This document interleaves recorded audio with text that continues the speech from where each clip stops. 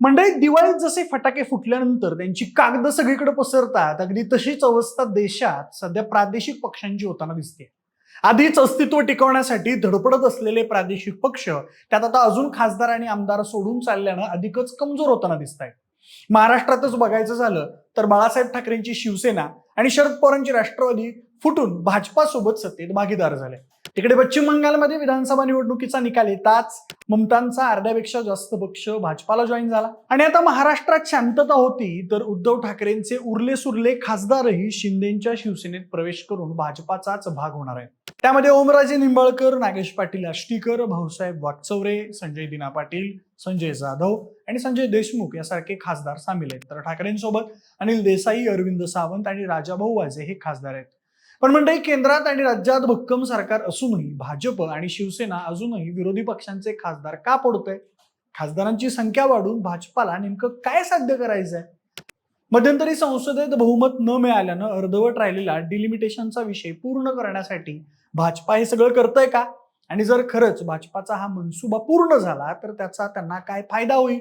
या सगळ्या प्रश्नांची उत्तर जाणून घेणार आहोत आजच्या या व्हिडिओच्या माध्यमातून. नमस्कार, मी प्रथमेश आणि तुम्ही पाहताय विशेष भारी. म्हणजे सगळ्यात पहिल्यांदा तर आपण डिलिमिटेशनचा विषय समजावून घेऊ, म्हणजे पुढचा विषय समजायला सोपा जाईल. डिलिमिटेशन म्हणजे सोप्या भाषेत मतदारसंघांची पुनर्रचना. देशातील किंवा राज्यातील वाढत्या लोकसंख्येनुसार लोकसभा आणि विधानसभा मतदारसंघांच्या सीमा पुन्हा ठरवण्याच्या प्रक्रियेला डिलिमिटेशन म्हणतात. दर काही वर्षांनी लोकसंख्या वाढते, सर्व मतदारसंघांमध्ये मतदारांची संख्या साधारण सारखी असावी आणि प्रत्येकाच्या मताला समान मूल्य असावं, यासाठी एक स्वतंत्र डिलिमिटेशन कमिशन, नाविन्यीकरण आयोग स्थापन केलं जातं. भारतात सध्या 2001च्या जनगणनेनुसार मतदारसंघांच्या सीमा ठरवलेल्या आहेत, पण जागांची संख्या 1971च्या लोकसंख्येनुसारच ठरवलेली आहे. आगामी डिलिमिटेशन जे साधारण 2026 नंतर होऊ शकतं तेच थेट लोकसंख्येच्या आधारावर होणार आहे. नवीन डिलिमिटेशन नंतर लोकसभेच्या जागा 543 वरून वाढून 750 ते 850च्या वर जाऊ शकतात. डिलिमिटेशनचा थेट संबंध भविष्यातील राजकीय सत्तेशी आणि जागांच्या वाटपाशी आहे. त्यामुळे भाजपने 17 एप्रिल 2026 रोजी राजकारणात महिलांना 33% आरक्षण मिळावं यासाठी आवश्यक असलेले डिलिमिटेशन बिल संसदेत मांडण्यात आले होते. यासाठी सरकारला 2/3 बहुमताची म्हणजेच किमान 352 मतांची गरज होती. त्यानंतर लोकसभेत या विधेयकावर मतदान झालं आणि या विधेयकाच्या बाजूनं 298 मतं पडली तर या विरोधात 230 मतं पडली. सरकारच्या बाजूने 298 मतं मिळूनही 2/3 बहुमताचा आकडा गाठण्यासाठी 54 मतं कमी पडली आणि त्यामुळेच 17 एप्रिल 2026 रोजी हे विधेयक लोकसभेत फेटाळलं गेलं. हे बिल संसदेत मंजूर न झाल्यामुळे डिलिमिटेशनची प्रक्रिया सध्या कायदेशीर कचाट्यात अडकली आहे. पण सरकार आता या बिलासाठीचे मतदान वाढवण्यासाठी बिलात काही सुधारणा करून ते पुन्हा मांडण्याच्या तयारीत आहे. जोपर्यंत हे बिल मंजूर होत नाही तोपर्यंत मतदारसंघांची पुनर्रचना आणि नवीन जागा वाढवण्याचा निर्णय अधिकृतपणे लागू होऊ शकत नाही. 2019च्या लोकसभा निवडणुकीत 33% महिला आरक्षण लागू करण्यासाठी हा कायदा अत्यंत महत्वाचा आहे, कारण जागा वाढल्याशिवाय महिला आरक्षण लागू करणं तांत्रिकदृष्ट्या कठीण होतं. यासाठी जून 2026 मध्ये नवीन डिलिमिटेशन कमिशन स्थापन केलं जाण्याची शक्यता आहे. प्रादेशिक पक्षांचे नेते किंवा खासदार भाजपमध्ये जाण्यामागे डिलिमिटेशनशी संबंधित खालील मुख्य कारण आहेत. नवीन डिलिमिटेशन लोकसंख्येच्या आधारावर झाल्यास ज्या राज्यांची लोकसंख्या वेगानं वाढली आहे, म्हणजेच उदाहरण द्यायचं झाल्यास उत्तर प्रदेश, बिहार, मध्य प्रदेश, राजस्थान, तिथल्या लोकसभेच्या जागा प्रचंड वाढतील. या उलट ज्या राज्यांनी लोकसंख्या नियंत्रणात आणली आहे, उदाहरणार्थ दक्षिण भारतातील राज्य महाराष्ट्र, कर्नाटक, तामिळनाडू, तिथल्या जागा त्या प्रमाणात वाढणार नाहीत किंवा त्यांचा एकूण वाटा हा कमी होईल.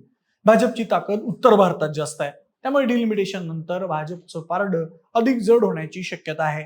हे ओळखून अनेक प्रादेशिक पक्षांच्या नेत्यांना आपलं भविष्य भाजप सोबत सुखाचं वाटतंय. जेव्हा मतदारसंघांची पुनर्रचना होते तेव्हा जुने मतदारसंघ पूर्णपणे बदलतात. काही मतदारसंघ नष्ट होतात तर काहींचे भाग दुसऱ्या मतदारसंघात जोडले जातात. प्रादेशिक पक्षांचे खासदार विशिष्ट जातीच्या किंवा प्रादेशिक समीकरणांवर निवडून येतात. मतदारसंघ बदलल्यास त्यांचे जुने समीकरण बिघडू शकते. भाजप हा राष्ट्रीय पक्ष असल्यानं आणि सध्या मजबूत स्थितीत असल्यानं नवीन रचनेतही तिकीट मिळवणं आणि निवडून येणं भाजपच्या चिन्हावर सोपं जाईल अशी भीती किंवा आशा या खासदारांना असते.